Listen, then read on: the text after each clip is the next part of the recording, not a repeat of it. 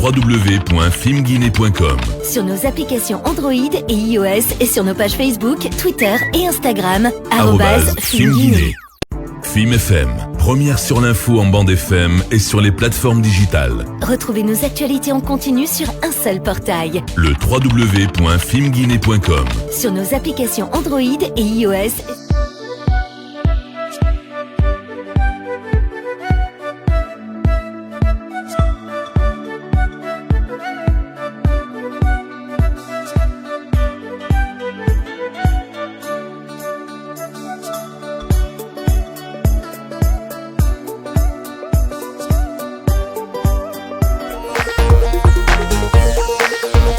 Talk politique.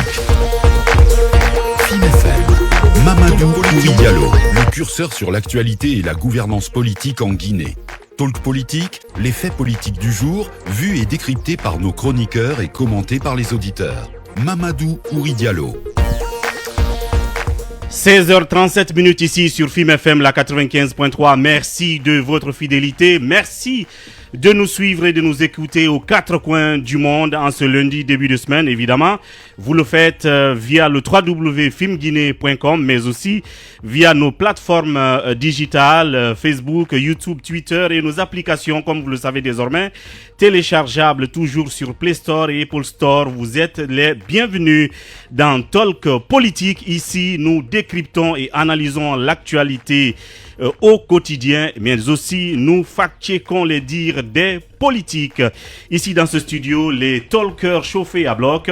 Gamilatou, bonsoir. Bonsoir Ouri, bonsoir à tous. Voilà, je crois qu'elle a un problème de micro. Bonsoir Gami. Bonsoir Ouri, bonsoir à tous. Ça va. Parce que c'est réglé. C'est réglé. Lincoln, bonsoir. Bonsoir Ouri, bonsoir à toutes et à tous. Kabidin Fofana, bonsoir. Bonsoir. Emmanuel Milmouno, bonsoir. Bonsoir Ouri, bonsoir à tous. Derrière la console numérique, de l'autre côté, Karifa Zidane nous accompagne, celui-là qui assure le streaming sur les plateformes digitales. Ibrahima Silla, à tous et toutes, bienvenue. C'est peut-être ça la politique, le compromis perpétuel entre compromis et compromission. Une fois encore, bonsoir, bienvenue dans Talk. À la une politique, il y a près de 4 mois que Alpha Condé a pris un décret mettant en place un cadre permanent du dialogue politique et social. Ce dit cadre vient d'enregistrer la nomination de son secrétaire permanent en la personne de Fodé Souma, personnalité politique. Bangoura plutôt. Fodé Bangoura, pardon, personnalité politique, président du PIP et ancien, on va dire, ancien parti au pouvoir. Si ce cadre permanent de dialogue et social était mal né aux yeux de certains, la nomination de Fodé Bangoura comme son régulateur vient-il l'enterrer définitivement? C'est le sujet fil rouge à la une de cette émission et nos talkers se pencheront sur la question tout à l'heure. Notre invité du jour s'appelle Baouri, président de l'UDRG. Lui, il croit plutôt en la capacité de Fodé Bangoura de conduire ce secrétariat permanent du dialogue politique et social. Il sera donc à bâton rompu avec nous là-dessus tout à l'heure. Et évidemment, en fin d'émission, chers auditeurs, vous pourrez vous prononcer en mode antenne libre sur le sujet suivant qui est le viol qui toujours est d'ampleur en Guinée. Une jeune fille vient d'en être morte, notamment à Koya. Quelle solution contre ce phénomène grandissant et menaçant? La castration ou plus d'années d'emprisonnement? C'est la question. Mais commençons donc par le commencement à la une politique. En politique, le pouvoir de faire de Mamadou Diallo. Chantier, Film FM, Talk politique, la une politique.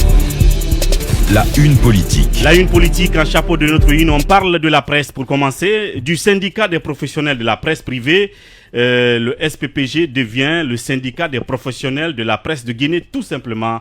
Lincoln, est-ce qu'on peut dire que c'est le signe d'une maturité et d'une expérience gagnée? Maturité confirmée. Vous savez que On le disait, pas plus qu'hier, que le mérite du syndicat de la presse privée, c'est d'abord son existence. Ces jeunes gens ont réussi là où des vieux vraiment ont échoué. Ouais. Alors, ça n'a pas été facile, mais toujours est-il qu'avec la persévérance, aujourd'hui, le syndicat au sein de la presse est devenu une réalité. Et vous savez que depuis la mise en place du syndicat jusqu'à aujourd'hui, beaucoup de choses se sont passées. Et le syndicat est parvenu, bon an mal, en tout cas, à se soustraire d'une situation aussi difficile.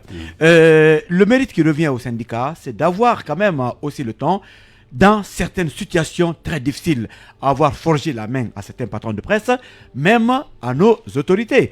Rappelez-vous que des confrères dans ce pays ont été parfois inquiétés, mais avec le sursaut que le syndicat a réveillé en chacun des journalistes, aujourd'hui nous sommes devenus un monde défendable. D'ailleurs, je me rappelle que des journalistes ont eu beaucoup de pépins avec les autorités. Beaucoup ont été condamnés sur la base de la RZ02, mais avec le réveil du syndicat, les autorités judiciaires même parfois étaient obligées de faire le recul. Bien. Mais toujours est-il que pendant tout ce temps, ce n'est que les journalistes privés qui sont concernés. Alors, l'évolution de la situation a fait aujourd'hui, surtout avec le cas Amadou Dioudé et Diallo, que le syndicat s'est dit, mais c'est le moment de faire une ouverture. Vous savez que la dernière fois, on les avait critiqués par rapport à leur silence concernant l'affaire Dioudé.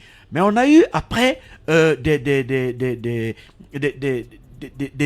informations comme quoi il ne pouvait pas parce que Dioudé étant du privé, du public du moins, il y a un syndicat à la RTJ. Bien. Alors, fallait-il partir sur un terrain de conflit? Non, mais sous les tables ou dans les coulisses, ce syndicat quand même a agi, a fait quelque chose.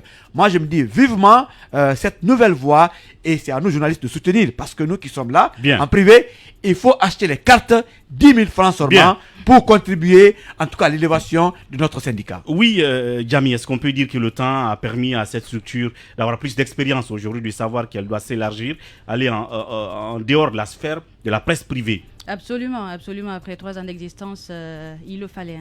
Il le fallait. Lincoln le disait tout à l'heure. Je pense que le dossier du doyen Dioudé en est pour beaucoup de choses. D'accord. Doyen Dioudé qui est du public, alors que le syndicat, il est là, enfin, que pour le privé, en tout cas selon la dénomination du syndicat. Tout à fait. Il était temps. Mais il existe un autre syndicat à la RTG. J'espère qu'il y aura un travail collectif et que les deux pourront désormais travailler ensemble, oui, pour la défense de tous les journalistes qui ont aujourd'hui assez de problèmes. Mais encore une fois, il faut rappeler, les journalistes, ils ne vont pas très souvent vers le syndicat. Il y a plein de journalistes qui ne sont pas syndiqués. On en discutait la dernière fois en salle de rédaction. Emmanuel rappelait que c'était pas obligatoire, mais le syndicat, il est là pour défendre la liberté de la presse, pour défendre des journalistes et pour défendre aussi le travail. Parce qu'on défend. Et pour tout ça, faut-il qu'il soit fort, qu'il ait une base. Exactement, qu'il y ait une base, qu'il y ait de la confiance entre ce syndicat et nous journalistes que nous sommes aujourd'hui.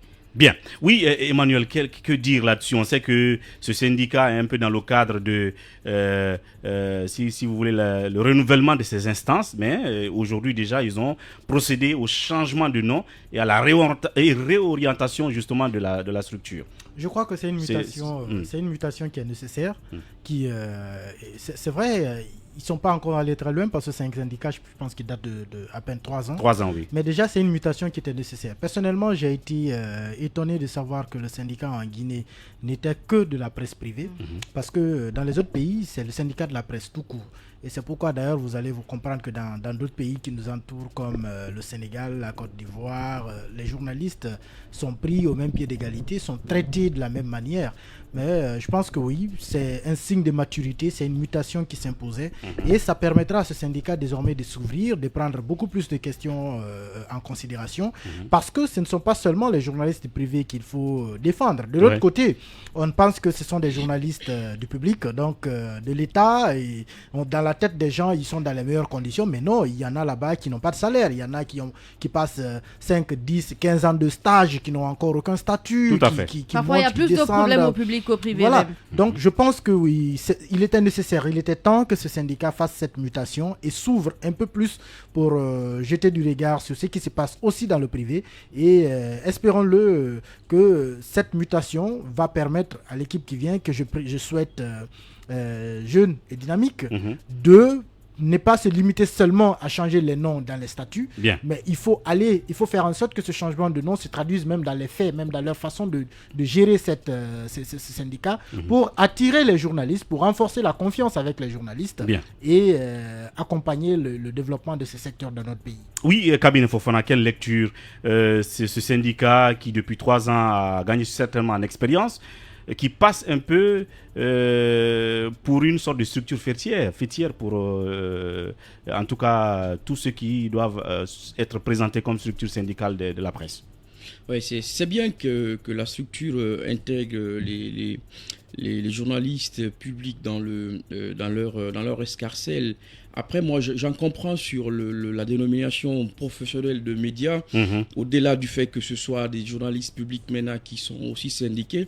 Peut-être une façon pour, j'en sais rien, j'ai envie peut-être que le fait peut-être d'utiliser professionnel, ça renvoie au fait qu'ils ont envie peut-être de mettre en avant spécifiquement une sorte de professionnalisation du métier, que ce ne soit pas seulement des journalistes que l'on intégrerait comme cela alors qu'ils n'ont ni le profil, encore moins la formation. Je pense qu'il faudrait plutôt aller vers cela, parce que c'est très bien d'avoir un syndicat des journalistes pour défendre les intérêts des journalistes, mais je crois qu'il faut aller plus vers la professionnalisation de ce métier, parce que de ce point de vue, il y a un gros boulot à faire. Et ce travail revient à l'ARAC? Non, attention, l'ARAC travaille plutôt à la régulation. Il appartient aux journalistes individuellement, mais aussi aux organisations de journalistes, de promouvoir la formation et une sorte de décantation du secteur. Je pense que l'ARAC travaille plutôt à la régulation. Bien.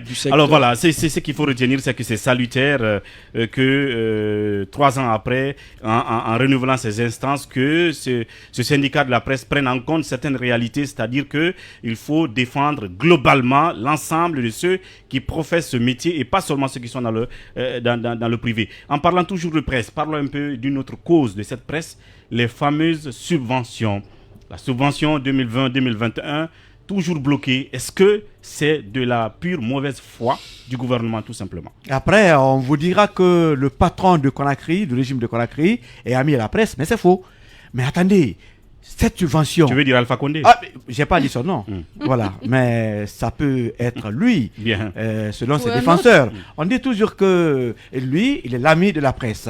Mais le meilleur président de la Guinée, qui au moins a pu augmenter la subvention, était Dadis, parce qu'avant Dadis, la subvention n'atteignait pas 1 milliard. Quand il est venu à ce niveau. Aujourd'hui, en 10 ans, avec Alpha Condé, on n'a que 3 milliards. Et rappelez-vous, qu'en repartissant les 3 milliards, il y a des médias, des organes qui ont parfois 800 000. 1 million, 5 millions. Ceux qui gagnent beaucoup, c'est 25 millions, avec tout ce qu'on a en termes de charges. Et d'ailleurs, ce n'est plus donné à temps. Mais faites une comparaison avec des pays voisins. Quand vous allez au Mali, on vous dira peut-être 16 milliards de francs CFA. Ça, c'est combien en Guinée? L'autre côté, c'est encore le pays qui n'a même pas une maison de la presse. Moi, je pense une fois de plus encore que... Donc, c'est journalistes... C'est une mauvaise foi de la part du gouvernement de bloquer. Parce que ça fait 2 subventions pour 2 années qui semblent bloquées à ce stade. Mais, Ouri, c'est plus que la mauvaise foi. Il y a des situations ou des événements pour lesquels, aujourd'hui en Guinée, mais on bazarde des multimilliards. Mais puisque c'est la subvention de la presse, 3 milliards par an, c'est pas donné à temps, c'est pas augmenté, et parfois même, ça ne vient pas. Vous voyez ce que ça fait? Pendant ce temps, il y a des gens individuellement par jour qui peuvent mettre dans le billet d'avion, c'est-à-dire de façon fausse, 5 milliards de francs guinéens. Ou d'autres détournent par jour 1 milliard. Mais un an, 3 milliards pour les médias, ça ne vient pas. Moi, je crois que c'est encore un mépris pour les médias. On fait semblant d'aimer la presse, mais c'est faux. On n'aime pas la presse dans ce pays. Donc, Lincoln qui fait un clin d'œil à la société navale où on claque 5 milliards dans les billets d'avion. Oui, Emmanuel, quel regard quand même sur ce... Oui, il y en a qui diront oui, voilà, vous plaignez pour des miettes. Et après, vous voulez dire que vous êtes indépendant. Mais puisque c'est la loi qui le prévoit, comme cette loi prévoit toute autre subvention pour les institutions de la République, est-ce que le gouvernement a le droit de bloquer tout ça? Je ne dis pas que le gouvernement a le droit de bloquer. Non, lorsque c'est prévu par la loi, bien sûr, il faut débloquer quand le moment arrive. Je ne suis pas non plus en train de justifier, mais je comprends un peu le contexte aujourd'hui dans lequel on est, qui est celui d'une situation économique suffisamment morose. Non, pas... Quelqu'un a 1,5 milliard par jour.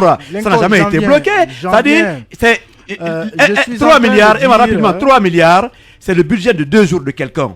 Nous, pour 1 an, on ne peut pas avoir. Et pourtant, c'est la même loi qui donne 1,5 milliard à quelqu'un et 3 milliards aux médias. Ce qu'il gagne en 2 jours, nous, on ne peut pas l'avoir en une année. Ce quelqu'un, c'est qui? Non, mais quand même, c'est Alpha Condé. Faut pas être défenseur de côté. On va laisser Emmanuel terminer. S'il te plaît. Oui. Je suis en train de dire, encore une fois, je n'ai pas dit que c'était justificatif, mais je suis en train de dire qu'aujourd'hui, ce retard dans le paiement de la subvention accordée de la presse, d'abord n'est pas normal. Mais il faut voir un peu dans quoi nous sortons. Des élections budgétivores avec une campagne qui a entraîné une saignée financière extraordinaire.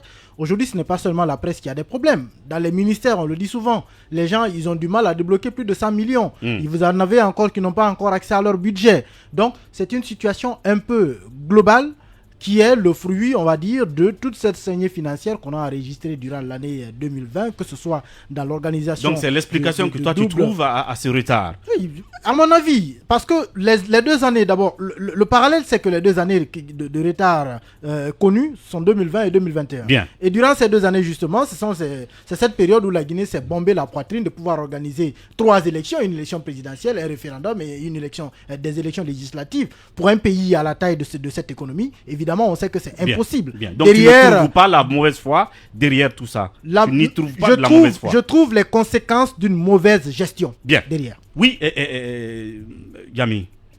J'avance dans le même sens que Emmanuel. Il y a eu plein de choses qui sont passées. Mais bon, je ne serais pas complètement d'accord avec tout ça. Les élections sont là. On a décidé de les financer, ces élections. On n'avait pas obligation de les financer. Ouais. Et il y a plein d'endroits aujourd'hui, il y a plein d'institutions républicaines qui se plaignent, qui n'ont pas l'argent, qui n'ont pas leur dû. Par exemple, le chef de file de l'opposition, tout récemment, on a entendu Mamadou Sylla crier sur tous les toits qu'il n'avait pas son argent et tout. Et je crois que jusque-là, il n'en a pas. Mais, encore une fois, c'est regrettable qu'on en soit encore là parce que il y a des médias qui en souffrent. C'est vrai que c'est pas grand-chose, Lincoln le disait tout à l'heure, c'est pas grand-chose, mais ça débloque plein de médias sur un certain temps. Sur un certain temps, 25 millions, 30 millions ou même 15 millions, 20 millions pour de petits médias, petits médias dans un sens, quoi. Dans un sens.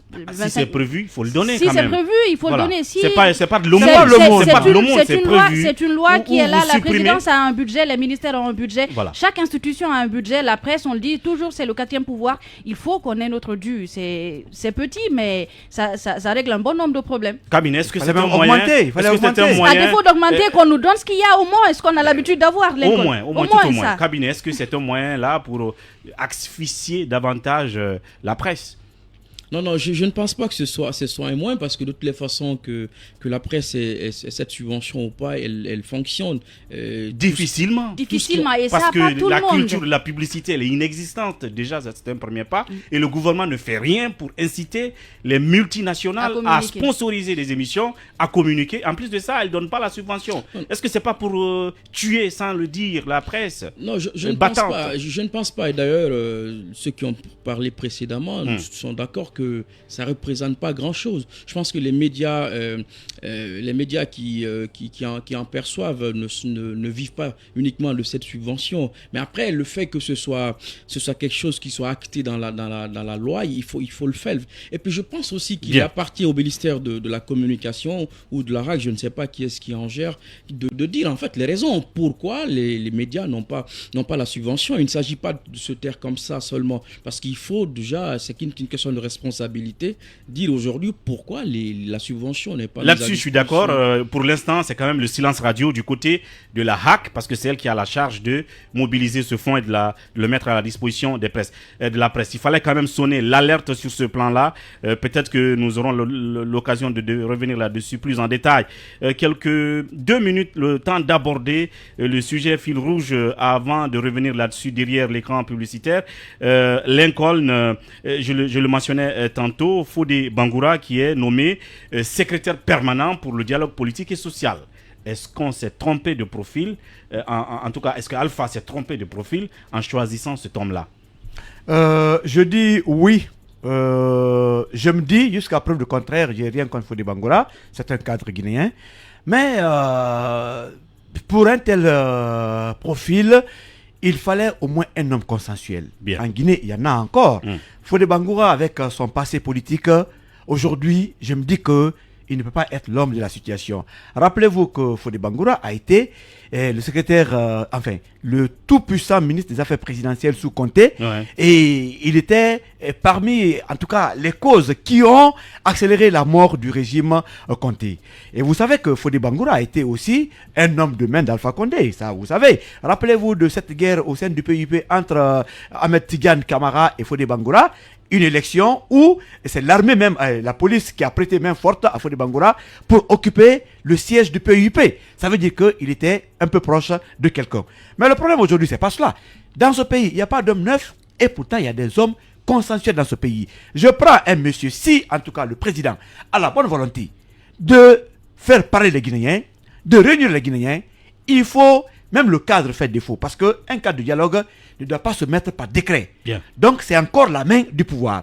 Un Robert Sarah existe, un monsieur Touré, l'ancien directeur de Kamsar, il est consensuel, un Khalifa Gassama Diaby, Kemoko Touré, cabinet Touré, c'est des profils aujourd'hui qu'il fallait pour ça. Mais Fodé Bangoura, je ne pense pas qu'il puisse en tout cas être à la hauteur, surtout que le cadre est présidé par quelqu'un qui s'appelle Kassori Fofana, qui est fortement du RPG Arc-en-Ciel. On reviendra là-dessus tout à l'heure. Le temps pour nous de donner à nos auditeurs leur dose d'infos. Derrière, on se retrouve sans doute avec notre invité du jour, M. Baouri. Mais n'hésitez pas à nous écrire vos messages sur notre page Facebook qu'on va relayer à notre tour.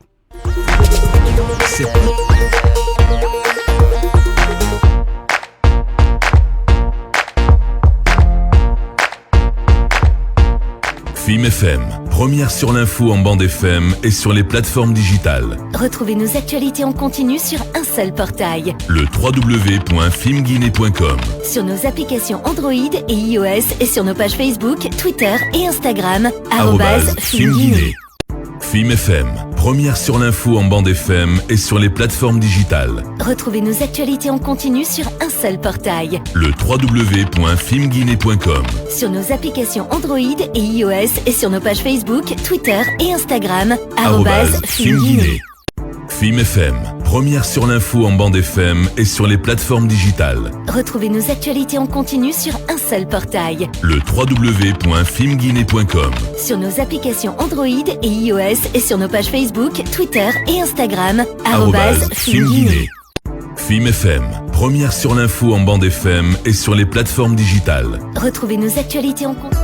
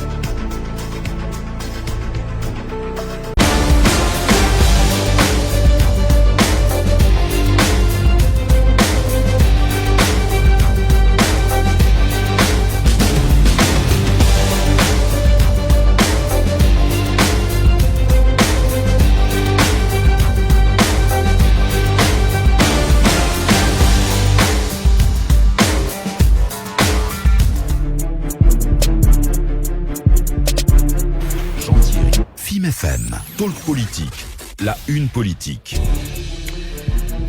Voilà donc 17h04 sur FIM FM. Merci de nous écouter, de nous suivre aux États-Unis, à Dakar, mais aussi en Russie, pourquoi pas aux quatre coins de la Guinée, en région, via le www.filmguinée.com. N'hésitez pas à prendre part à cette émission en réagissant à nos différents sujets. Vous nous écrivez tout simplement sur la page Facebook, mais aussi sur le 81-85. Vous pourrez appeler en fin d'émission tout à l'heure pour réagir au sujet antenne libre du jour, le viol qui est toujours d'ampleur en Guinée.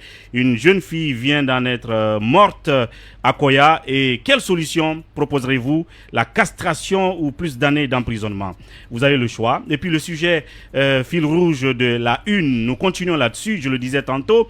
4 mois après la création du cadre permanent du dialogue politique et social, le président Alpha Condé a nommé depuis 72 heures ou plus Fodé Bangoura, président du PUP, comme secrétaire permanent du dialogue politique et social. Au regard des frictions politiques et sociales que connaît la Guinée, à voir la physionomie des camps opposés, peut-on dire que l'homme choisi a le profil du job? C'est la question. Avant que Lincoln ne reprenne la parole, donnons-la à quelques auditeurs ou sinon quelques internautes qui réagissent sur la toile. Concourez Djoué qui nous dit bonsoir Talk Politique. La politique guinéenne, c'est toujours les mêmes têtes qu'on voit et les voix qu'on entend. C'est pourquoi rien n'a changé, rien ne va changer tant que c'est les mêmes personnes qui sont là. Alors, on va continuer. Un autre internaute qui s'exprime sur notre page Facebook. Païkoum Monene Diallo qui dit bonsoir, je vous regarde depuis Cotonou. Alpha Condé a bien dit qu'il ne donnera aucun franc à quelqu'un qui lutte contre ses projets. Je ne sais pas ce qu'il veut dire. C'est de file et vous. Chef de file et vous la presse. Ok, c'est le chef de file et vous la presse, en quelque sorte. Souleymane Diallo qui dit bonsoir FIM FM, je vous suis depuis Brescia, Italia. Merci beaucoup de nous donner des informations sur la situation de notre pays, la Guinée. Unie et solidaire, nous vaincrons, camarades. Salut. Et il finit par Amoul en fait. On va continuer. Souleymane Ba, nous vous encourageons à continuer. C'est du patriotisme. Jamais cette presse qui dénonce ne sera subventionnée en Guinée. Voilà son avis sur la question de la subvention bloquée. Mamadou Alfasso qui nous dit bonsoir Mamadou Ouri, à toute l'équipe Sonoussi depuis Baïlo-Baya. L'État ne peut pas nous dire qu'il n'y a pas d'argent dans les caisses.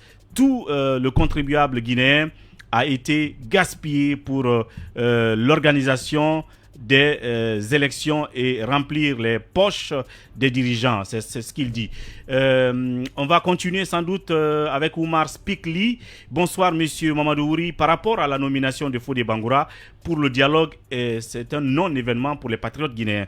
On va s'arrêter là-dessus. Nous continuons tout à l'heure à reprendre vos messages. Alors, notre invité qui est déjà dans nos murs, on va l'annoncer, sans doute avant d'aller à bâton rompu avec lui. Monsieur Baouri, bonsoir. Bonsoir. Merci surtout d'avoir accepté notre invitation. Alors, Lincoln, on revient sur Fodé Bangoura. Vous disiez tout à l'heure pour terminer. Alors, je disais, par rapport à cette nomination, je me dis que le président n'a pas encore la volonté qu'il y ait du vrai dialogue dans ce pays. Parce que moi, je me dis qu'il y a 12 millions de Guinéens. Il y a des Guinéens aujourd'hui, quand même, qui dégagent une sorte de consensus autour d'eux. Bien. Mais et pourquoi on mettrait en place un cadre, c'est-à-dire par décret, et aujourd'hui, ce cadre, sa composition commence à faire défaut. Moi, je reste quand même sur ma faim. En attendant la composition... Donc tu es d'accord que la nomination de Fodé... Non, je me dis que Fodé Bangoura... enterrer carrément... Non, c'est pas l'homme de cette situation. Il fallait au moins tendre la main aux personnes consensuelles. Mais je sais une chose. Le président Alpha Condé n'aime pas des gens qui ont une personnalité. Sinon... ça ne manque pas en Guinée, c'est-à-dire des personnes consensuelles qui, au moins, peuvent réunir les Guinéens, quelle que soit la situation, ne manque pas. Mais pourquoi c'est toujours de l'ancien pour faire du neuf? Je me dis que la volonté n'est pas encore là. Et je sais que le président agit parce qu'il y a la pression internationale. C'est la réalité, c'est une façon de faire taire un peu peut-être toutes les clameurs concernant l'actualité autour de la Guinée, que cette fois-ci, on a mis un homme en attendant que l'on puisse voir encore plus loin. Oui, et Jamy, est-ce qu'on ne peut pas dire que c'est aussi le signe de la complicité triangulaire entre Ouaga, Abidjan, Conakry, parce qu'on voit que à Abidjan, c'est un opposant qui a été nommé comme ministre de la Réconciliation. À Ouaga, la même chose, même si ici, ce n'est pas un ministre, mais ça reste un cadre du dialogue. Même si c'est le cas, ce n'est pas toujours le bon exemple. On est plus de 12 millions de Guinéens. C'est en fait... Depuis qu'on est tout enfant, on entend les noms de Fodé Bangoura, et d'autres. Et d'autres, comme le Premier ministre, par exemple, Ibrahima Kassori Fofana, c'est pratiquement les mêmes personnes qui sont là depuis plus de 20 ans, 30 ans, comme s'il n'y avait pas d'autres Guinéens. Finalement, on a entendu Alpha Condé nous dire ici qu'il prend la Guinée là où Sékou Touré l'avait laissé. Mais c'est pas... Il prend la Guinée là où plutôt Conté l'avait laissé. Pratiquement tous ceux qui ont été dans le gouvernement de Conté sont encore là. Il n'y a que Cellou Dalein qu'on pourrait dire qui n'a jamais été du gouvernement, enfin, d'un gouvernement de Alpha Condé. Il n'y a qu'à écouter les partis qui sont concernés dans ce dialogue politique. C'est un mauvais casting. Il y a plein d'autres. L'un qu'on a cité, plein de Guinéens, notamment Cabinet Komara, qui aurait bien fait le boulot, qui jouit de la confiance, de la crédibilité d'un certain nombre de Guinéens. Et contrairement à Fodé Bangoura, qu'on a vu ici pendant autant de Conté, tout ce qui s'est passé. Le casting, il a été vraiment raté. Bien, le casting raté sur la personne de Fodé Bangoura. Est-ce que tu as le même avis, la même lecture, Emmanuel? Forcément. Je dis d'ailleurs que le choix de Fodé Bangoura pour présider, ou plutôt assurer le secrétariat permanent de ce cadre de dialogue, c'est comme un peu prendre un seau d'essence pour éteindre du feu. Ça me rappelle le scénario... C'est trop fort ça, hein? C'est pourtant ça. Ça me rappelle quand Lansana Conté a fait... Eugène Camara pour... être Premier ministre. Dans la rue, oui. Parce qu'on ne peut pas en réalité, Lincoln l'a dit, on ne peut pas faire du nouveau avec de l'ancien. Ce n'est pratiquement pas possible. Il y a aujourd'hui en Guinée, il faut encore le redire, il y a beaucoup de profils qui peuvent faire le consensus, qui ne se laisseront manipuler ni par Alpha Condé ni par l'opposition. Et aujourd'hui, justement, c'est de cela dont on a besoin. Quelqu'un qui a de la personnalité, quelqu'un qui jouit d'une certaine crédibilité. Vous voyez aujourd'hui les réactions qui suivent après la nomination de Fodé Bangoura. Il n'y a que quasiment des membres de la mouvance qui apprécient cela. Mais au niveau de l'opposition, l'UFDG va vous dire que c'est un non-événement. Personne ne considère aujourd'hui l'arrivée de Fodé Bangoura comme un atout pour réussir ces dialogues. Et aujourd'hui, justement, ce dont on a besoin, c'est quelqu'un d'abord qui puisse assurer, disons, rassurer l'opposition pour qu'elle s'approche d'abord. Parce qu'il y a un premier défi qui est là. On n'est pas encore arrivé au dialogue. On est d'abord à la position de rapprocher les gens à venir autour du dialogue. Absolument. Et ça va être le boulot le plus important à faire pour celui qui va assurer ce cadre de dialogue. Et dans le contexte où on est, Kassori Fofana qui préside ce cadre ne pourra pas le faire.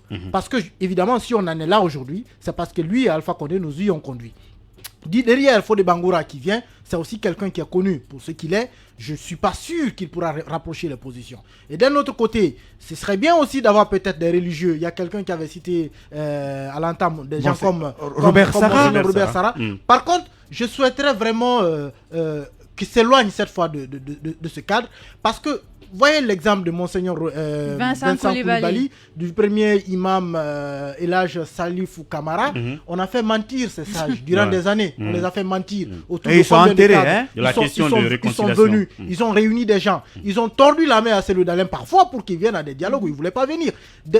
Des signatures ont été faites et derrière, qu'est-ce que c'est devenu? Pratiquement la risée de tout le monde. Je pense qu'aujourd'hui, pour une question de crédibilité, moi je considérerais même à ces religieux de prendre de la distance. C'est une affaire éminemment politique et tant que ces politiques pensent que pour l'instant, gouverner, c'est mentir, il faut les laisser mentir entre eux. Le moment viendra où certainement il y aura quelqu'un qui va avoir cette conscience-là, ou que le président prendra enfin la décision sage de mettre au centre des préoccupations des personnes qui peuvent faire réellement l'unanimité pour rapprocher les positions. Parce que c'est sérieux, c'est important, on en a besoin. Oui, et Cabinet Fofana, le regard du politologue. Parce qu'aujourd'hui, on a vraiment besoin de cet échappatoire, un cadre de dialogue, de rapprochement. Alors, est-ce qu'il ne faut pas en amont prendre au sérieux qui doit conduire ce cadre, en tout cas qui doit le réguler? et quels sont ceux qui y viennent. Là, la nomination de Fodé, on a l'impression que ça semble à du mauvais casting de la part du président. Je ne pense pas que ce soit la personne de Fodé Bangoura qui pose problème. C'est plutôt l'opportunité de faire du dialogue, d'avoir un cadre de dialogue politique. Rappelle-toi que ce matin, on a eu un des responsables de l'ANAD qui a dit que la question d'un cadre n'est pas un problème pour eux. Et aller discuter n'est pas un problème, mais qu'il y a des questions sur lesquelles ils ne devront pas discuter, notamment la question préalable. Exactement, la question nodale de la reconnaissance de la victoire de Cellou Dalein Diallo. C'est en fait cela le problème. Je ne pense pas que ce soit la personne de Fodé Bangoura. Encore que moi, je dirais d'ailleurs que à la place d'Alpha Condé, j'aurais plutôt nommé un politique. Pourquoi ? Parce que lorsque je prends par exemple, lorsqu'il a été question de nommer le Premier ministre récemment, on en a fait une étude sur Conakry, sur le profil type souhaité du Premier ministre. Alors 33% de gens à Conakry souhaitaient qu'on ait un gouvernement à la tête duquel un politicien soit nommé et qu'il soit issu de l'opposition. Ça veut en fait dire que ce n'est pas parce qu'il soit issu de l'opposition ou que ce soit un politique qui est un problème, premièrement. La deuxième des choses, Fodé Bangoura, quoi qu'on dise qu'il ne soit pas issu de l'opposition politique, c'est un opposant en tant que tel. Donc je ne pense pas que ce soit la personne de Fodé Bangoura qui cause problème. Si on avait nommé ceux dont on cite là, même si on avait nommé M. Kabine Komara ou M. Kemoko Touré, on dira non. La question du cadre du dialogue se posera. Parce qu'il faut rappeler que l'opposition n'est pas aujourd'hui prête à dialoguer si un certain nombre de Donc le problème n'est pas celui qui est choisi pour faire le dialogue, c'est est-ce que les gens sont prédisposés et Oui, en fait, je pense que c'est plutôt la question du dialogue qui est un problème. En fait, l'opposition aujourd'hui, on comprend lorsque l'Union européenne a récemment demandé... Quand on dit l'opposition, peut-être celle... autour de Cellou Dalein Diallo, bien sûr, l'opposition, candidat à l'UFDG notamment, l'UFR et autres, ils ne sont pas d'accord avec un dialogue qui exempterait de la question essentielle, parce que d'ailleurs ils en font une question substantielle, une question de base. C'est-à-dire que mais peut-être que si la personnalité qui a été choisie faisait une certaine unanimité en termes de confiance, aurait pu peut-être mobiliser les uns et les autres autour de la table pour que ces préalables-là même soient posés sur la table, à dire, si nous sommes autour de la table, nous voulons que ceci soit fait. Alors moi je vous pose une question. Quelle est cette personnalité en Guinée aujourd'hui qui peut remettre en cause le verdict c'est-à-dire que les résultats des urnes, les résultats validés par la Cour constitutionnelle et la CENI. Moi, je pose la question. Est-ce qu'il y a une personnalité en Guinée qui pourrait faire que l'on revienne sur ça? C'est une question essentiel pour l'opposition. Donc, pour conclure pour vous, si donc un grand côté, en tout cas un côté significatif de ceux qui doivent prendre part à ce dialogue politique n'y est pas prédisposé, c'est raté d'avance? Non, moi je pense que même si il faut rappeler que Fodé Bangoura fait à peu près moins de 2% d'opinion en Guinée, ça veut pas en fait dire qu'il n'est pas de l'opposition. J'insiste là-dessus. Pour moi, et d'ailleurs ceci corrobore avec l'avis d'un certain nombre d'opposants qu'on a récemment interrogé là-dessus, c'est pas la personne de Fodé Bangoura, c'est le cadre permanent et l'opportunité d'aller vers un dialogue au cours duquel il y a un certain nombre de questions qui sont des questions préjudicielles. Voilà, c'était là donc les avis, les analyses des talkers autour de ce sujet problématique. Évidemment, on va passer à l'autre étape, à bâton rompu, notre invité face à nous. À bâton rompu, c'est peut-être ça la politique, le compromis perpétuel entre compromis et compromission. Talk politique à bâton rompu.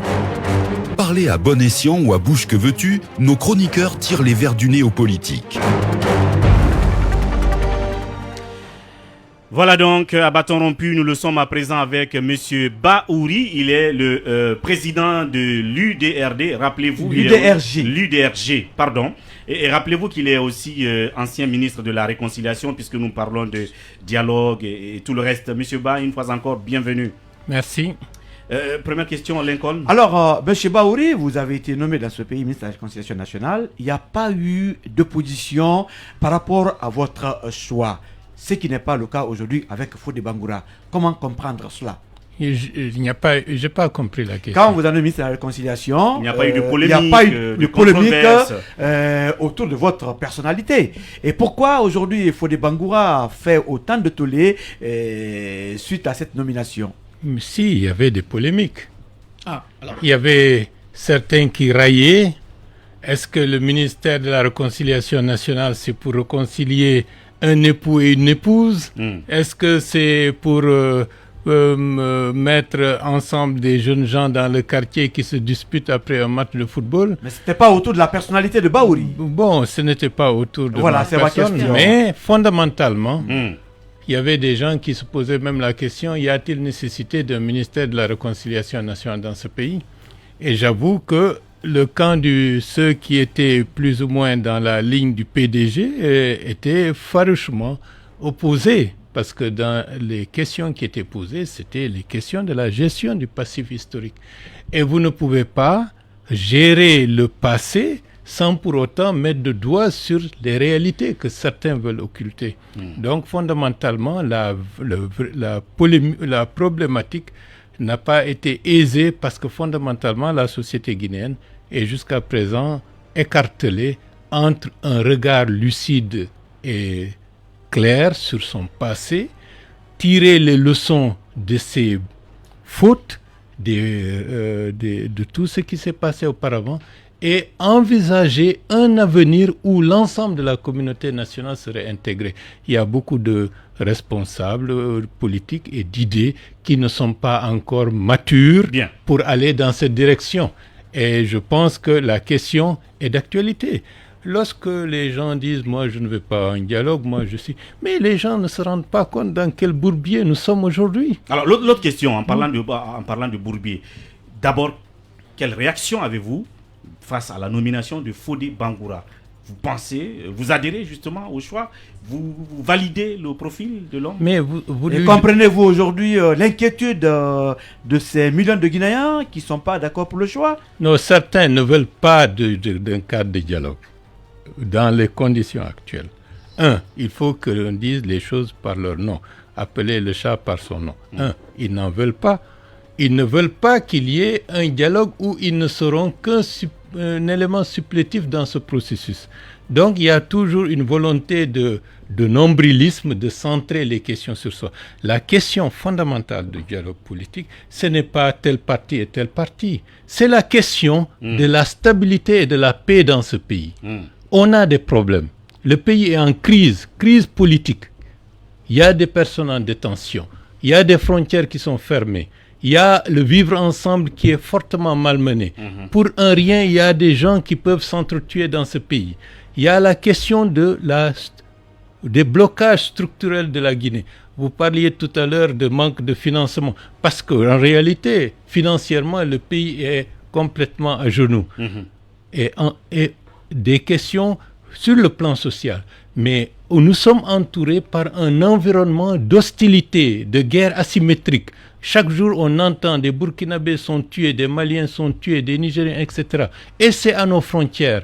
Est-ce que tout cela ne doit pas amener un sursaut de conscience pour se rendre compte que ce qui arrive aux autres peut nous arriver? Et anticiper, malgré les insuffisances, et amener tous les responsables, aussi bien politiques, sociaux que moraux, de se remettre en question et de savoir que la danse qui consiste à vouloir tromper les gens, à rouler les gens dans la farine, ce temps est révolu. Parce que si on ne résout pas les problèmes maintenant par le processus politique le plus transparent, il va de soi que demain, ça risque d'être vraiment vous avez dit un mot très intéressant, où n'est pas passé. Ne pas rouler les gens dans la farine. On a comme l'impression que depuis 10 ans, c'est ce qui se passe dans ce pays. On roule les gens dans la farine. Aucun problème n'a été réglé en Guinée. On les déplace. Comment comprenez-vous qu'on ne parvienne pas à régler les problèmes dans ce pays depuis 10 ans? Il y a une question de responsabilité. Il y a une question de moralité. Il y a une question aussi de vision. Si moi, ce qui m'intéresse, c'est ce qui m'intéresse, vous, ce qui vous intéresse, c'est simplement ce qui vous intéresse.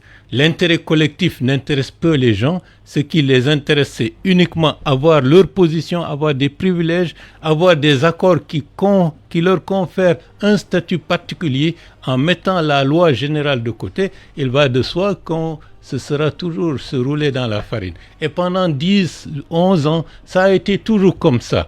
Et ça a fait que les lois, les institutions et la politique s'est fortement dévaluée. Parce que fondamentalement, ce n'était pas l'intérêt général qui est mis en avant, ce n'est pas la primauté du droit qui est mise en avant, c'est moi je veux telle position, donc tu me donnes ça, je te donne ça, on fait des accords, des deals souterrains, parfois ouverts, et en fin de compte, le plus malin trompe l'autre au détriment de l'intérêt du pays globalement. Et voilà la situation dans laquelle on a abouti aujourd'hui. Emmanuel. Moi, ma question, c'est par rapport à où nous en sommes aujourd'hui. Depuis l'indépendance, pratiquement les mêmes personnes sont là. C'est la même classe, la même génération d'acteurs politiques qui ont accumulé les crises depuis Sékou Touré jusqu'à aujourd'hui. Les crises, on les accumule. Lincoln l'a dit tout à l'heure, on a reporté. Finalement, comment ça se fait qu'on se retrouve en 2021 avec pratiquement des crises de 1958 de 1960 qu'on n'a pas encore pu vider alors que les acteurs sont les mêmes? Les acteurs ne sont pas tout à fait les mêmes. Mais les acteurs sont formatés avec les mêmes idées, avec les mêmes modes de pensée. Ils ont un rôle et une vision de l'État de la même manière qu'il y a 40 ans, 50 ans. C'est-à-dire c'est l'État répressif. C'est l'État qui est le prolongement du système colonial. Et donc les réflexes ont toujours été les mêmes. Diviser pour régner, réprimer en cas de nécessité, ignorer la détresse du plus grand nombre. En d'autres termes, c'est ce même disque qui est à tourner. Et aujourd'hui, nous sommes devant un grand tournant. Cette vision des choses est en train de mourir, de finir. Et les représentants qui le tiennent n'ont plus la crédibilité, la légitimité suffisante pour faire adhérer le plus grand nombre de la population. Et donc la crise que nous sommes en train de vivre, ce n'est plus une crise de la représentation seulement, c'est une crise parce que les tenants des idées anciennes ont atteint leurs limites. Et il faut changer. Bien. Et comment changer? Et là, le problème de comment changer, c'est à ce niveau-là que beaucoup de gens ont des problèmes, et presque tout le monde. Parce que le passé est en train de finir et le nouveau est en train d'être très sombre. Comment envisager l'avenir si on n'a pas une excellente lecture, une bonne vision des stigmates du passé pour savoir comment le dépasser? D'où les errements, d'où les problèmes. Et je réponds à votre question pour dire le cadre permanent de dialogue des personnalités qui sont des personnalités de transition comme El Hadj Fodé Bangoura, qui ont une excellente expérience administrative, qui ont accompagné dans des moments les plus difficiles un régime qui a connu également beaucoup de crises, qui a traversé des épreuves.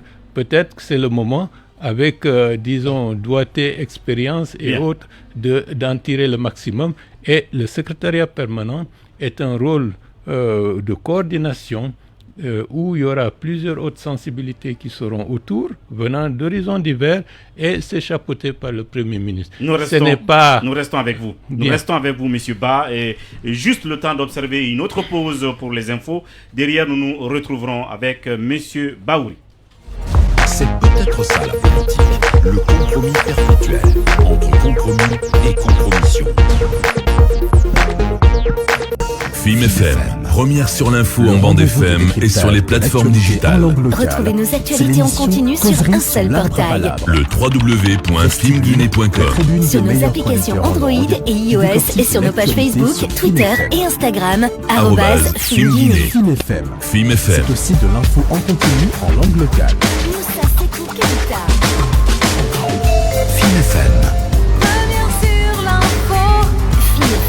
C'est l'assurance d'une communication efficiente. FIM FM, plus besoin de tortiller. Contactez notre service commercial au numéro suivant: 666 41 80 80 629 46 46 10. Pour booster l'image de votre entreprise, de votre institution et celle de vos produits et services. FIM FM, première sur l'info. FIM FM, première sur l'info en bande FM et sur les plateformes digitales. Retrouvez nos actualités en continu sur un seul portail. Le www.fimguinée.com. Sur nos applications Android et iOS et sur nos pages Facebook, Twitter et Instagram, @FimGuinée. FIM FM. Première sur l'info. Écoutez FIM FM, le stimulus du Landerneau audiovisuel guinéen, le plus grand portail de l'info, sur 95.3. FIM FM, le premier devoir du journaliste, respecter la vérité, quelles qu'en puissent être les conséquences pour lui-même, et ce, en raison du droit que le public a de le connaître. Notre credo. Charte de Munich.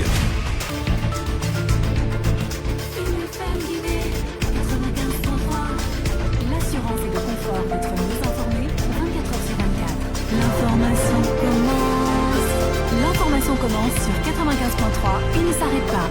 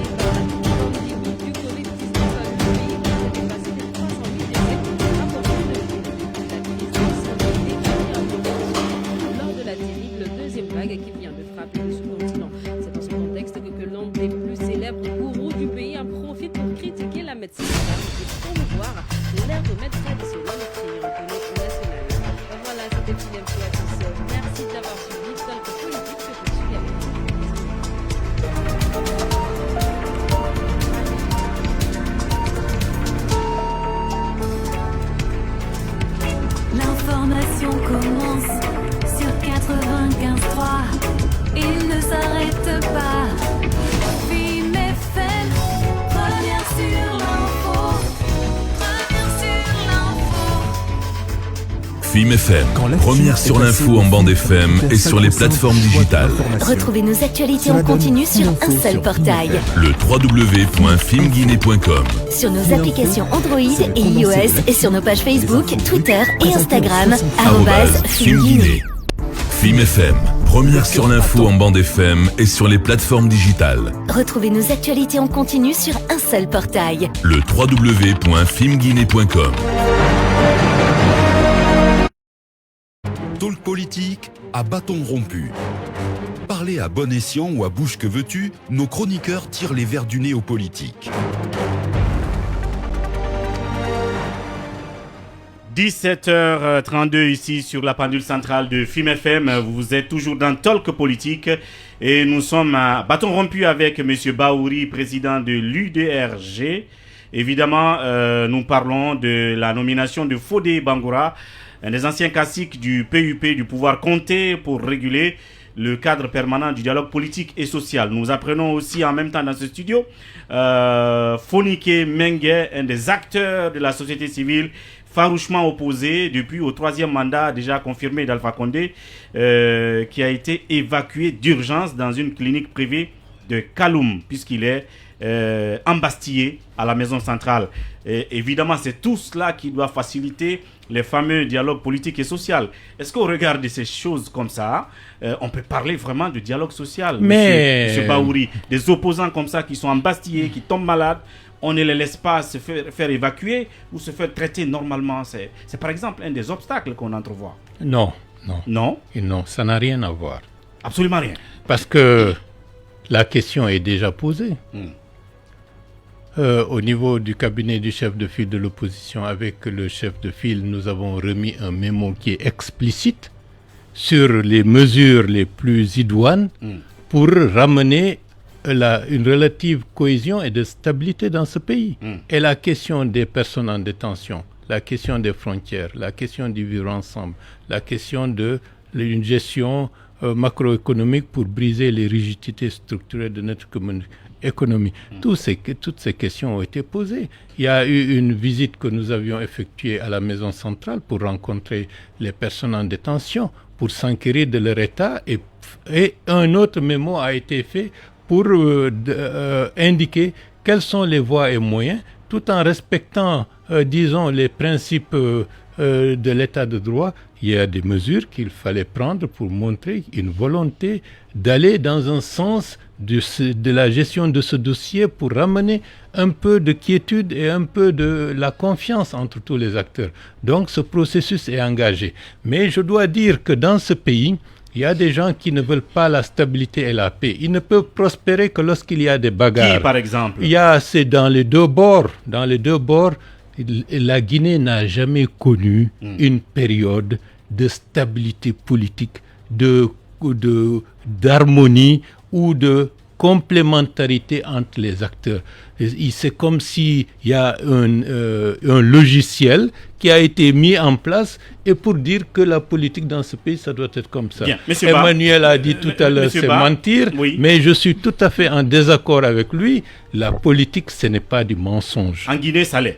Bon, peut-être. Parce qu'Alpha Condé lui-même, il a dit, et ça reste dans les esprits. Plus le mensonge, plus il est gros, plus le Guinéen il y croit. Raison de plus que la Guinée est à ce niveau-là. Un pays qui aurait pu être le pays locomotive de l'Afrique de l'Ouest est le dernier, parce que déficit d'avoir des hommes et des femmes de qualité intègres dans tous les points de vue pour gérer correctement le pays dans les... Non, ils existent. Maintenant, c'est un combat. Exactement. C'est un combat. Vous croyez qu'on va vous étaler le tapis rouge comme ça? Pour parvenir à cela. Vous, par exemple, M. Ba, justement, en parlant de dérouler le tapis, depuis que vous êtes revenu de l'exil, Baouri qui était assez caustique contre le régime, qu'on disait radical, vous avez fait un effort, on va dire... pour, changer de fusil d'épaule, renouer avec le pouvoir. On vous aurait vu un Baouri, on aurait vu un Baouri avec tout cet effort que vous avez fait de métamorphose, ministre de la réconciliation par exemple, mais on ne vous déroule pas le tapis. Un Baouri peut-être même président de ce cadre ou secrétaire permanent de ce cadre. On ne vous choisit pas. Donc, est-ce que vous pensez qu'on regarde les gens qui se battent? Comme elle le dit, il faut aller les chercher. Et même quand vous vous battez pour qu'on vous retrouve, on ne vous regarde pas. Bon, c'est un combat, c'est un régime. Son temps sera le temps de ce régime. Et les résultats et le bilan sont palpables. Il y a des insuffisances notoires, il y a des déficits, il y a un retard en maintes points de vue. Maintenant, si vous voulez compter demain, battez-vous dès aujourd'hui. Bien. Moi, je veux qu'on revienne à la question basique que j'ai posée tout à l'heure. Est-ce que vous validez le choix de Fodé Bangoura? Je valide le choix d'Elhadji Fodé Bangoura. Bien. Et j'estime que dans le cadre où le Premier ministre préside le comité, une personnalité qui connaît très bien le sérail politique de ce pays, il connaît les hommes et les femmes avec leurs travers, avec leurs qualités, et c'est un excellent administrateur. Il a la capacité d'avoir l'autorité nécessaire autour de l'équipe qui va être composée, parce que venant de différents bords, de pouvoir mener les choses correctement. Mais le problème n'est pas à ce niveau. C'est un personnage politique controversé. Vous êtes en train de dévier le problème. Le vrai problème, c'est la volonté du président de la République. Est-ce qu'il veut un dialogue ou est-ce qu'il veut rouler les gens de la farine? Vous pensez qu'il le veut? La question est posée parce que fondamentalement, dans un régime hyper présidentialiste, parfois on n'a même pas besoin de créer ces structures. Si on a la ferme volonté de régler les problèmes de son pays, on prend les décisions idoines pour dire mon pays a des problèmes. Je veux la paix dans cette contrée. J'ai des problèmes sur le plan économique. Je dois prendre les décisions en conformité avec l'intérêt national. Très souvent, on n'a pas besoin de cela pour savoir ce qu'il faut pour ramener la sécurité, pour ramener la paix, pour ramener la cohésion, pour créer un climat de confiance, pour que les Guinéens se disent « Ah, on prend le bon pied. Mais si on est toujours, comme tout à l'heure Emmanuel l'a dit, la politique c'est l'art de tricher, c'est l'art de mentir, ça n'a rien à voir avec la volonté de construire un pays, de faire en sorte que des millions et des millions d'individus puissent se dire, le fait d'appartenir à ce territoire, ça me donne des droits, ça me donne des privilèges en tant que citoyen. Il va de soi qu'on ne va pas sortir de l'auberge. La question fondamentale, c'est la volonté politique en profondeur du chef de l'État. Oui ou non, veut-il que le pays avance dans la paix et la stabilité? S'il le veut, le reste pourra suivre. La question... Oui, Djamil. Oui, Djamil. Monsieur Ba, justement, est-ce que si on vous faisait appel aujourd'hui pour que vous veniez dans ce cadre de dialogue, au besoin, est-ce que vous pourriez quitter le cabinet du chef de file de l'opposition pour venir dans ce cadre de dialogue? Non, les deux choses ne sont pas du tout les mêmes. Bien. Par exemple, Elhadji Fodé Bangoura est le président du PIP. Il est le secrétaire permanent. Le Premier ministre reste toujours Premier ministre, chef du gouvernement. Il est le président. Il y aura d'autres personnalités qui auront d'autres fonctions par ailleurs et qui viendront composer, représenter leur entité au niveau de ce cadre de dialogue. Donc la question reste ouverte et là où l'intérêt de la Guinée se discute, là où on estime qu'il y a des possibilités de faire avancer les choses, on est prêt à donner le maximum. Donc il y a une possibilité qu'on voit Bahouri demain dans ce cadre de dialogue. Pourquoi pas? Bien. Oui, un cabinet qui voulait avoir une lecture sur le personnel politique qui est concerné par tout ce débat, la question du dialogue, qui n'aboutit jamais. Non, moi j'ai envie en fait de dire que sur le fait que l'on dise qu'il y a c'est les mêmes, absolument c'est les mêmes. Depuis plusieurs décennies quoi. Oui, sur la scène. Ceux qui dirigent les partis politiques, c'est pas eux qui vont appeler les gens à venir créer des partis politiques ou adhérer aux partis politiques. Il y a à la fois une espèce de sécheresse du discours politique, mais il y a aussi une sorte de vacuité du personnel politique, s'il faut le dire ainsi. Monsieur Bahouri, vous l'avez tout de suite rappelé, il était un moment d'une certaine ardeur. Il a compris qu'il fallait, pour une question de stabilité ou pour une question de stratégie, de changer le discours. J'ai envie de dire que les partis politiques, normalement, qui doivent promouvoir en leur sein des cadres qui peuvent supporter un jour ou au fur et à mesure l'activité politique, ces partis-là n'en font pas un. Quand vous prenez un parti politique comme le RPG ou l'UFDG, vous vous rendez compte que les décisions, les instances décisionnelles ne sont pas tenues par des jeunes, par exemple. Bien. Mais même quand les gens sont dans certains niveaux, ils ne sont pas des postes décisionnels. Et ceci est révélé par une étude et qui montre en gros que les jeunes au sein des partis politiques, aussi même quand ils sont d'une trajectoire intellectuelle importante, académique plutôt importante, on a du mal à les insérer. Et puis il y a quand même une chose, l'engagement politique en Guinée, du fait donc de la façon dont on mène la politique, fait qu'aujourd'hui, les gens sont de moins en moins enclins à aller en politique, même quand ils ont un background qui leur en permet. Un parti comme l'UFR, moi j'ai envie de dire souvent ceci, l'UFR était perçu et présenté comme un parti de cadres. Mais où sont aujourd'hui tous ces jeunes qui étaient au sein de ce parti politique? Ils sont partis parce qu'à un moment, on leur a pas permis de travailler. Ah non, pas forcément peut-être. Ah si, parce qu'à un moment, le pouvoir en face a donné tous les moyens pour les briser, pas du pour tout, les vider de leur substance politique. C'était un défi que le pouvoir s'est lancé, de tuer ces partis à coups de billets, à coups de postes. Et ça a été annoncé dans le gouvernement,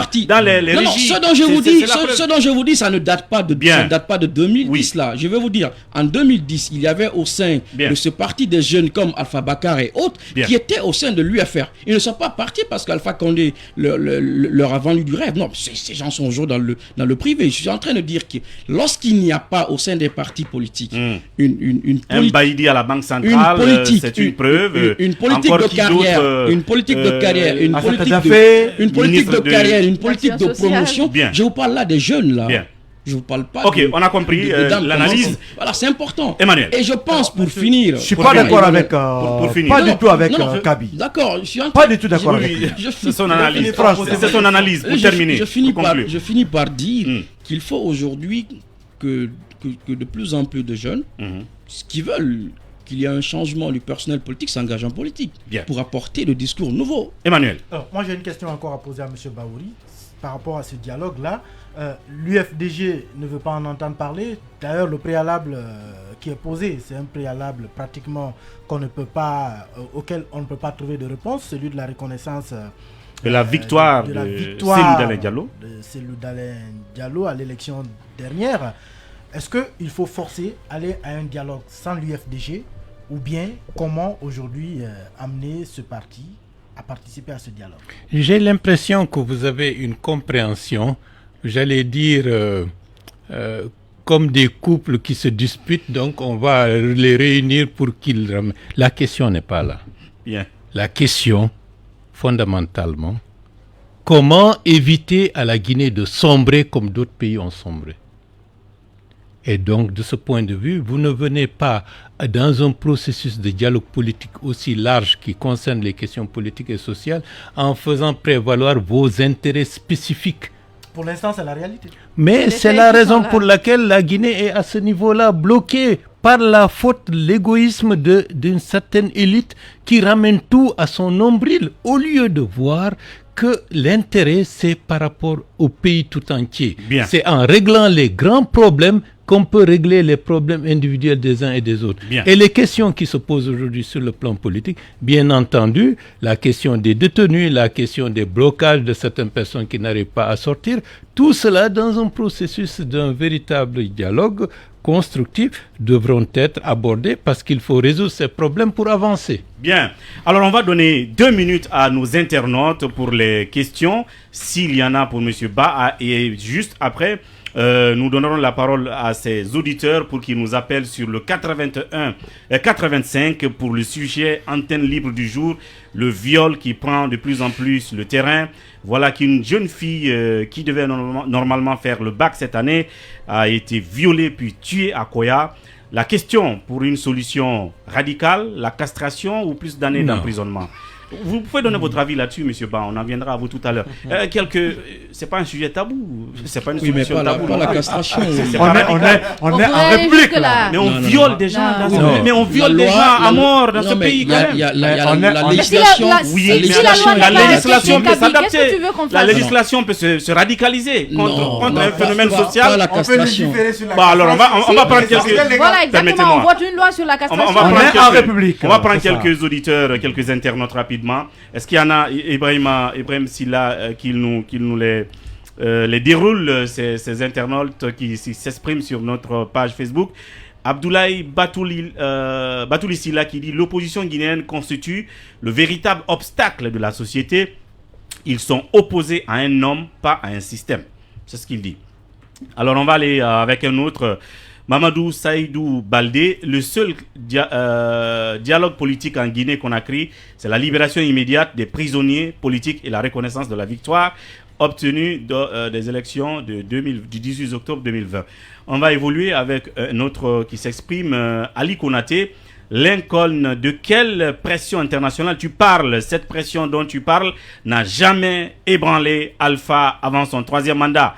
Maintenant, à qui en plus le Parlement, quelle pression qui pourra l'effrayer? C'est la question qu'il pose. Diallo qui dit: le dialogue ne développe pas un pays, il faut l'application stricte de la loi. Cette nomination est un non-événement tout simplement. On va s'arrêter là-dessus. Le temps d'aller vers les auditeurs. Mais M. Ba, si vous devez terminer là-dessus, sur ce sujet, c'est très important cette question du dialogue. Qu'est-ce que vous pensez que vous proposerez à tous les camps, quel que soit le camp, que ce soit l'UFDG, que ce soit vous, que ce soit le pouvoir, pour que ce cadre soit prolifique et fiable? Non, ce n'est pas le cadre en lui-même. Il faut avoir l'esprit de mettre en avant les intérêts de ce pays, l'intérêt de la Guinée, l'intérêt des populations guinéennes. C'est valable pour le pouvoir lorsqu'il prend des décisions qui vont à l'encontre de l'intérêt national. Maintenant, ceux qui sont dans l'opposition, il faut sortir de son nombrilisme et se rendre compte que nous sommes tous des instruments de moment. Il faut se projeter vers l'avenir et tracer les sillons qui permettront aux autres qui arriveront de trouver un pays stable, un pays mieux organisé. Et ceux qui n'iront pas dans cette direction, je vous le dis, seront dans une certaine mesure éjectés. Alors, si c'est cette opposition qui semble lourde à venir. Attendez. C'est une partie de cette opposition qui semble lourde à venir à ce cadre de dialogue. Qu'est-ce que le pouvoir doit faire pour les inciter? Quand je dis qu'est-ce qu'il doit faire, c'est le cas de ceux qui sont emprisonnés, de ceux à qui on refuse d'être évacués, par exemple. Qu'est-ce que vous dites, vous proposez? Déjà, je vous dis que tous ces problèmes ont été déjà posés au président de la République. D'avoir un regard beaucoup plus attentif pour régler les problèmes qui sont saillants. Et la question des personnes en détention est une question urgente parce que ça va débloquer un processus de confiance mutuelle pour permettre non pas de satisfaire les intérêts de tel clan politique, mais permettre à la Guinée tout entière de se dire au moins a priori, ça a l'air d'aller dans le bon sens. La Guinée a besoin de ça pour reconstruire son économie, pour reconstruire les liens sociaux et pour rassurer aussi bien la communauté nationale que la communauté internationale que les dangers qui guettent la Guinée sont derrière nous. Voilà donc, Baouri, c'était notre invité du jour. Nous étions à bâton rompu avec lui. Discours de vérité, la quintessence justement de son intervention sur le sujet, ça qui porte de l'espoir, et il croit en la capacité de celui-là qui est choisi par Alpha Condé pour mener ce cadre de dialogue. Non, je voulais amender. Moi, lorsque je suis en politique, même si une situation m'est défavorable, je me bats pour changer cela en une action qui puisse être favorable à l'atteinte de nos objectifs. C'est ça la politique. Ce n'est pas s'asseoir et de dire tant que je n'ai pas tout ce que je veux, je ne bouge pas. Ça, c'est l'absurdité. Celui qui fonctionne comme ça n'a qu'à aller prendre sa retraite. Suivez donc son regard. On va donner la parole aux auditeurs. C'est peut-être ça la politique, le compromis perpétuel entre compromis et compromission. FIM FM, talk politique, ils ne s'en foutent pas. Leur avis compte. Vous ne vous en foutez pas, et le sujet est très très sérieux, le viol. Je l'ai déjà posé. Appelez sur le 81 85 pour réagir. Le premier auditeur en ligne. Allô, bonsoir. Bonsoir. Votre nom, vous nous appelez d'où? Monsieur Boubacar Kole-Baldé. Allez-y, votre intervention sur le sujet. Depuis 2010, nous sommes rentrés dans un ping-pong politique qui ne nous arrange pas. Non, le sujet c'est le viol, c'est pas M. Baouri. Le viol et le viol. Quelle solution selon vous? D'accord. La solution. Oui. Vraiment, je préfère me taire. Moi, je voulais parler sur l'autre côté. On va prendre un autre débat spécial. Malheureusement, on va prendre l'avis de M. Baouri. Allô, bonsoir. Allô? Allô, bonsoir. Il est assez distrait, on va prendre un autre. Allô, bonsoir. Bonsoir, monsieur. Oui, à toute l'équipe et à votre invité du jour. Pour le taureau, nous vous écoutons. Merci vraiment, monsieur Ouri. Je pense que le cas de viol est devenu un phénomène récurrent dans notre pays. Si vous constatez, c'est des mineurs, des bébés, des enfants qui sont violés de part et d'autre par des adultes de 35 ans. Il faudra que l'État, à travers le ministre de la Justice, prend toutes les dispositions nécessaires pour appliquer la loi et laisser ceux qui viendront derrière dire, pour dissuader les familles de retirer les plaintes quand il y a une plainte, pour dire qu'ils vont laver l'honneur de la famille. Ils n'ont qu'à laisser tout ça. Quand il y a un cas de viol, ils n'ont qu'à assurer et respecter la loi et condamner celui qui a commis l'infraction à la hauteur de sa forfaiture. À la hauteur de sa forfaiture. Un autre auditeur. Allô, bonsoir. Bonsoir, comment allez-vous? Ça va, Dieu merci. Votre nom, vous nous appelez d'où? C'est Mamad Djoul Diallo qui vous appelle. Allez-y, monsieur Diallo. Merci. Moi, je pense que par rapport à votre sujet, chaque jour, on parle de viol dans notre pays. Mais je vais vous dire quelque chose. Dans un pays, s'il n'y a pas de justice, chaque jour, tu vas parler les mêmes problèmes. Si la justice fait son travail, s'il arrête une seule personne, il condamne à moins 5 ans ou bien 3 ans ferme. Le reste là, ils vont prendre exemple avec lui. Mais beaucoup d'années de condamnation. Le problème, c'est la justice. Beaucoup d'années de condamnation, c'est sa solution. Un autre auditeur, allô, bonsoir. Il est parti 81-85 pour nous appeler. Allô, bonsoir. 81-85 pour nous appeler et vous exprimer sur le sujet. Allô? Oui, allô, monsieur Ouri? Oui. Oui, vous allez bien? Ça va, Dieu merci. Ok. Par rapport à ce thème, vous vous souvenez, ça fait pas longtemps même, on a vraiment débattu presque le même thème. C'est l'impunité qui occasionne tout ça là. Moi, je suis pour la castration. Il faut qu'on casse vraiment les gens là. Bien. Vous comprenez? C'est ce qui va vraiment nous aider. Moi, je suis vraiment pour la castration. Voilà un candidat pour la castration. Alors, on va prendre un autre auditeur. Allô, bonsoir. Allô, bonsoir. Oui, monsieur, votre nom, vous nous appelez d'où? C'est M. Sokrabata depuis Lambagné. Je salue votre invité de passage. Et concernant le viol, vous savez, on a une justice moribonde, une justice qui est à l'agonie. Sinon, on ne pouvait pas comprendre cela. À chaque jour ou bien à chaque moment, il y a des bébés qui sont violés, il y a des femmes, même des vieilles, des vieillards. On entend ça souvent. Si on prend une seule personne, si exemple tu violes une fille de 18 ans, on te condamne à 18 ans. Si tu violes une femme de 80 ans, on te condamne à 80 ans. Mais c'est comme ça, il faut arrêtons l'impunité dans ce pays-là. Mais ce qui nous fait mal dans ce pays-là, on n'a pas une justice responsable. Merci beaucoup. On a une justice inféodée et téléguidée. Merci. Une excellente journée. Merci beaucoup. Le dernier auditeur. Allô, bonsoir. Bonsoir, M. Ourier. Bonsoir à M. Barry. Bonsoir à tous les chroniqueurs de l'émission. C'est Barry Saïd Amnala. Allez-y, M. Barry. Moi, je pense que aujourd'hui, si quelqu'un est diffamé, il porte plainte. Surtout quand il s'agit du président de la République et directement la personne est condamnée. Ceux qui sont violés, ils ont touché dans leur dernière dignité. Regardez ce qui s'est passé à Koya. Une fille qui est couchée dans sa chambre. Donc, même dans leur chambre, elles ne sont pas épargnées. Ouais. Moi, je pense qu'il faut appliquer la peine de mort pour ceux qui violent le système. Peine de mort, c'est encore plus radical. Merci en tout cas, votre avis compte de toutes les façons. On revient en studio rapidement. Oui, Yami, quelque chose à dire là-dessus, très rapidement. Castration. Il y a une loi qui est là. Il faut l'appliquer. Qu'il faut appliquer. S'il faut appliquer la castration, c'est qu'il faut légiférer, revoir la loi comme Emmanuel le disait. Mais est-ce que tu es d'accord qu'on revoie la loi sur cette affaire?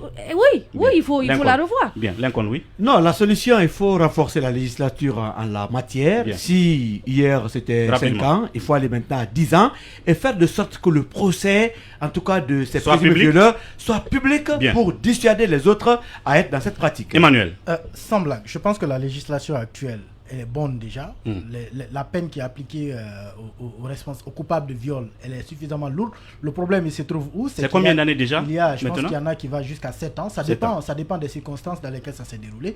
Mais il y a des familles aujourd'hui qui préfèrent laver le linge sale en famille. Je crois qu'il faut mettre en place peut-être un dispositif qui fasse que maintenant, lorsque un cas de viol est placé devant la justice, toute famille qui essaie de le soutirer, de l'amener en famille, que la personne soit elle aussi considérée comme un complice. Cabinet, rapidement. Non, je pense qu'au-delà de l'application de la loi, je crois qu'il faut penser, que comme cela se passe ailleurs, à mettre en place un dispositif de prise en charge psychologique pour ceux qui sont victimes de viol. Je crois que ceci est très important. Monsieur Ba, je sais que vous avez beaucoup de choses à dire, mais en 30 secondes. Non, l'essentiel, depuis que le monde est monde, les femmes ont toujours été malheureusement considérées comme parfois des proies.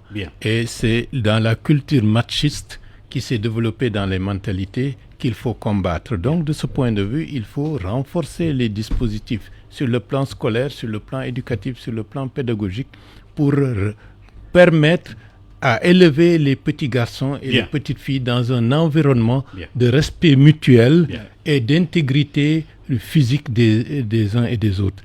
Mais, fondamentalement, la société, dès qu'elle devient fortement inégalitaire, ou c'est la violence qui l'emporte, ou c'est le machisme qui l'emporte, par exemple, même le fait de dire castration, cela veut dire c'est une vision machiste c'est la violence, c'est la force. Tout cela ne concourt pas à élever le niveau de spiritualité et le niveau de conscience des uns et des autres pour se rendre compte, dans un monde humain, il faut aller vivre autrement et respecter les uns et les autres. Merci. Et ça, c'est un travail qui concerne aussi bien l'éducation que la justice, que tout le monde. Tous les secteurs. Pour que les Guinéens deviennent moins machos. Et malheureusement, si on regarde bien les choses, les Guinéens apparaissent machos au regard de leur comportement quotidien. Merci et vraiment, ça ne contribue pas à lutter contre certains types de violences faites aux femmes, violences faites aux enfants. Infiniment merci à M. Ba et à la prochaine pour un autre débat. Merci vraiment. À tous, merci. L'équipe de Film Soir s'installe. À demain. Au revoir. C'est peut-être ça la politique.